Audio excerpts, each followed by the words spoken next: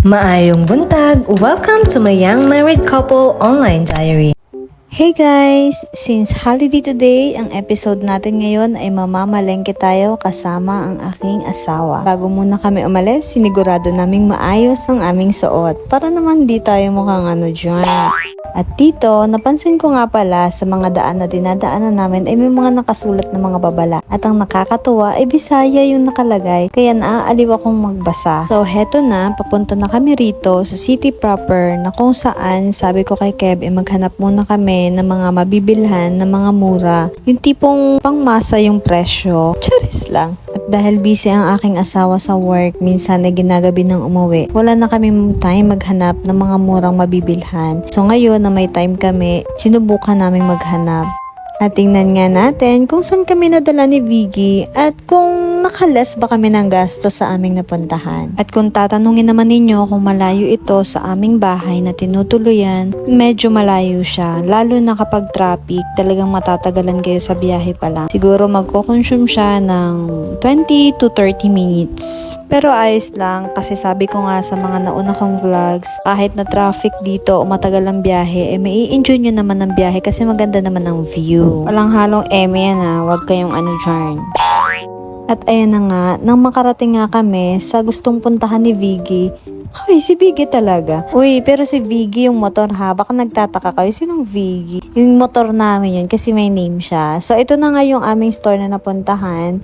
And then naghanap na muna kami ng parking para safe naman si Viggy boy bago kami pumasok. At nung makapasok nga kami sa loob, inilagay na lang namin sa cart yung aming mga helmet kasi hindi daw nila tinatanggap ito o itinatabi. So pumayag naman sila na sa cart na lang namin ilagay. At yun nga, nagsimula na kaming mamili. So, habang namimili ako dyan, gusto kong mag-shout out kasi baka mamaya malimutan ko na naman ito na. Thank you sa inyo, Miss Rhea May Martel, Miss Alicia Nicole Pakpako, Kuya Sherwin Montero, Ate Noemi Di Martin, Tia Gloria Guarte, Miss Mary Ann Pakpako Indaya, at sa aking best na si Angel de la Cruz, Jai Dado, lastly kay Miss Rodeline Basilio. Thank you so much guys sa inyong support. At doon naman po sa aking hindi nabanggit, pasensya po, pero babawi po ako sa susunod na video. Pero make sure po na makapag-comment ka o makapag-share para naman makita kita sa aking list. Thank you! So, dito sa part na to, magbabayad na kami sa counter. As usual, kapag magbabayad na tayo sa counter, legit talaga ang kaba. Kami lang ba yun? O kayo rin? Syempre, nakakakaba kasi baka mamaya 5,000 na pala ang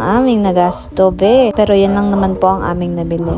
So, kami dito ni Kev, dinaan na lang namin sa fig video at pag picture kasi nakakakaba na. Baka mamaya kulang yung budget natin. Pero hindi, God will provide naman sa ating mga pangangailangan. Pero kami lang ba guys, yung tipong akala mo walang-wala ka na pero biglang may darating na blessing. Ang Lord talaga yung kumikilos kasi minsan akala natin hindi niya naririnig yung mga prayers natin.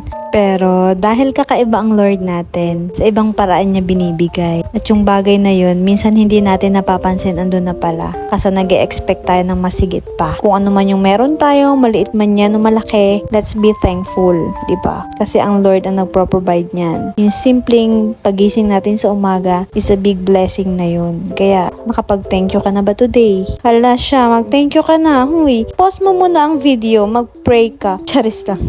At pagkatapos ka naming mamili, namasyal na muna kami at nagpalamig-lamig muna. Kasi pag dito kami sa bahay, ay napakainit. At alam nyo ba guys, hindi kami natutulog sa kwarto. Dito na kami sa sala natutulog sa sobrang init. Kahit na umaga pa yan, napakainit. So ayun nga, nagpark na muna si Kev at natagalan kami dyan kasi masyadong mahirap ang park. Lalo na kapag ganitong maraming mga sasakyan. Struggle is real talaga. Pero for the go pa rin naman ng Viggy boy namin. At nang makapasok kami sa loob, smell na lang kami kahit wala na kami pambili. Agoy, hindi man, oy. At ayun nga, in-enjoy na lang namin ni Kev dahil minsan lang siya magkaroon ng time para makapaglabas kami o makapag-enjoy. At dahil ilang araw nang nagkikrave ang aking asawa sa adobong manok, syempre, pagbibigyan ni Mrs. yan basta may allowance. Charis lang! So, see you on our next episode. Sana nag-enjoy ka. Bye!